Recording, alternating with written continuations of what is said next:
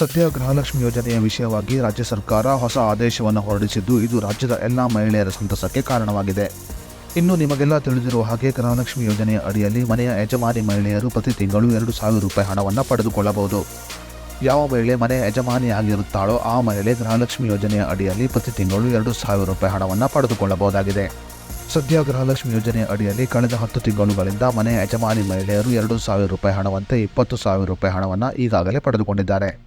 ಇನ್ನು ಈ ನಡುವೆ ರಾಜ್ಯ ಸರ್ಕಾರ ಗೃಹಲಕ್ಷ್ಮಿ ಯೋಜನೆಯ ನಿಯಮದ ಬಗ್ಗೆ ಮತ್ತೊಮ್ಮೆ ರಾಜ್ಯದ ಎಲ್ಲ ಮಹಿಳೆಯರಿಗೆ ಮನವರಿಕೆಯನ್ನು ಮಾಡಿಕೊಟ್ಟಿದೆ.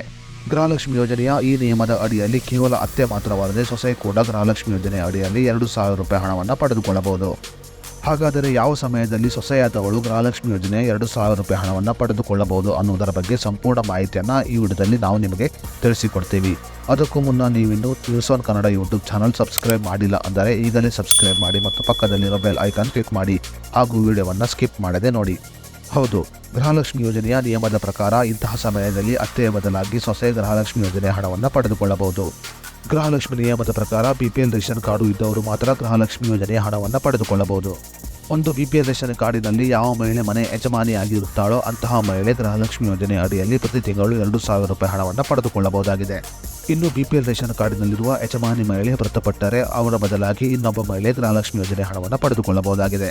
BPL ರೇಷನ್ ಕಾರ್ಡಿನಲ್ಲಿ ಅತ್ತೆ ಮನೆಯ ಯಜಮಾನಿಯಾಗಿದ್ದು ಅದೇ ಕಾರ್ಡಿನಲ್ಲಿ ಸೊಸೆ ಹೆಸರು ಕೂಡ ಇದ್ದು ಅತ್ತೆ ಒಂದು ವೇಳೆ ಮೃತಪಟ್ಟರೆ ಅತ್ತೆಯ ಬದಲಾಗಿ ಸೊಸೆಯು ಗೃಹಲಕ್ಷ್ಮಿ ಯೋಜನೆ ಹಣವನ್ನು ಪಡೆದುಕೊಳ್ಳಬಹುದಾಗಿದೆ. ಅತ್ತೆಯ ಬದಲಾಗಿ ಸೊಸೆಯಾದವಳು ಗೃಹಲಕ್ಷ್ಮಿ ಯೋಜನೆ ಹಣವನ್ನು ಪಡೆದುಕೊಳ್ಳಲು ಅತ್ತೆಯ ಹೆಸರನ್ನು ರೇಷನ್ ಕಾರ್ಡ್ನಿಂದ ಡಿಲೀಟ್ ಮಾಡಬೇಕಾಗುತ್ತದೆ.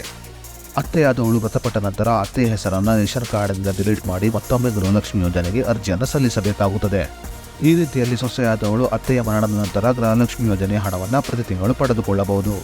ಈ ರೀತಿಯಲ್ಲಿ ಹಣವನ್ನು ಪಡೆದುಕೊಳ್ಳಲು ಮೊದಲು ಅತ್ತೆಯ ಹೆಸರನ್ನು BPL ರೇಷನ್ ಕಾರ್ಡ್ನಿಂದ ತೆಗೆದುಹಾಕಿ ನಂತರ ಗೃಹಲಕ್ಷ್ಮಿ ಯೋಜನೆಯ ಅರ್ಜಿಯನ್ನು ರದ್ದು ಮಾಡಬೇಕಾಗುತ್ತದೆ. ಅತ್ತೆಯ ಗೃಹಲಕ್ಷ್ಮಿ ಯೋಜನೆಯ ಅರ್ಜಿಯನ್ನು ರದ್ದು ಮಾಡಿ ಮತ್ತೊಮ್ಮೆ ಗೃಹಲಕ್ಷ್ಮಿ ಯೋಜನೆಗೆ ಸೊಸೆಯಾದವಳು ಅರ್ಜಿಯನ್ನು ಸಲ್ಲಿಸಬೇಕು.